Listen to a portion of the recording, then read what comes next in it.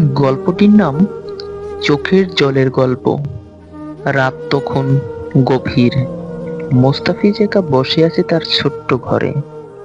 ঘরের এক কোণে রাখা টেবিলে কয়েকটা পুরনো ছবি ছড়িয়ে আছে। প্রতিটিতে একই মুখ, একই হাসি, তানিয়া। ছবিগুলো হাতে বুলিয়ে দিতে দিতে তার চোখে পানি জমে উঠেছে। একসময় চশমা খুলে চোখ মুছতে চাইলো, কিন্তু বুঝলো এই জল মুছলেও ভেতরের বেদনা তো মুছবে না।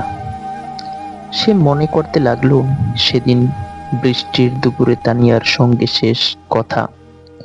কথাগুলো ছিল কাটার মতো, ভালোবাসার বদলে অভিমান, আশার বদলে চুপচাপ বিদায়।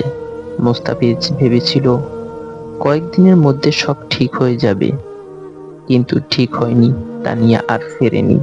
আজ মাস ছয়েক পর একা বসে সে নিজের সাথে ফিস ফিস করে বলল, তুমি না থাকলে আমি হাসতে পারি না, কিন্তু কাঁদতেও পারি না। এরপর আর থামাতে পারল না কান্না। জানালা দিয়ে আসা বাতাসে সেই কান্নার শব্দ মিশে গেল রাতের নীরবতায়। তার চোখের জল যেন বলে দিচ্ছিল, ভালোবাসা হারালে শুধু হৃদয় নয়, চোখও প্রতিদিন ভেঙে পড়ে।